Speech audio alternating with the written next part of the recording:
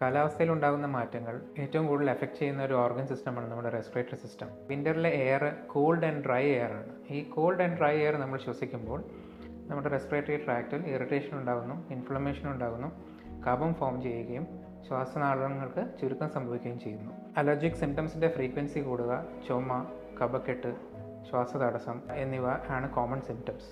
അതുമാത്രമല്ല, ഈ ചെറിയ കുട്ടികൾ, 65 വയസ്സിന് മേലെ പ്രായമുള്ളവർ, മറ്റ് രോഗങ്ങൾക്ക് മരുന്ന് കഴിക്കുന്നവരിൽ influenza infection, sinusitis, bronchitis, pneumonia പോലുള്ള ഇൻഫെക്ഷൻസിൻ്റെ സാധ്യതയും കൂടുതലാണ്. റെസ്പിറേറ്ററി സംബന്ധമായ പ്രശ്നങ്ങളുണ്ടെങ്കിൽ തീർച്ചയായും ഒരു പൾമണോളജിസ്റ്റിനെ കാണുക. കണ്ടിട്ട് പൾമണറി ഫംഗ്ഷൻ ടെസ്റ്റ് വെച്ച് നമ്മുടെ ശ്വാസകോശത്തിൻ്റെ കപ്പാസിറ്റി അസസ് ചെയ്യുക. ഇൻഹേലർ മെഡിസിൻസ് യൂസ് ചെയ്യുന്നവർ അതിൻ്റെ കറക്റ്റ് ഡോസിൽ റെഗുലറായിട്ട് ഉപയോഗിക്കുക.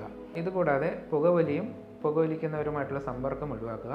തിരക്കുള്ള സ്ഥലങ്ങളിൽ പോകുന്നത് കഴിയുന്നത് ഒഴിവാക്കുക. ഇതിനോടൊപ്പം റെഗുലറായിട്ടുള്ള എക്സസൈസ്, ബാലൻസ്ഡ് ആയിട്ടുള്ള ഒരു healthy diet, adequate water intake, ധാരാളം വെള്ളം കുടിക്കുക, അറ്റ്ലീസ്റ്റ് 8 hours ഓഫ് സ്ലീപ്പ് ഇതിനോടൊപ്പം ഈ വിൻ്റർ സീസണിൽ ഫോളോ ചെയ്യുക.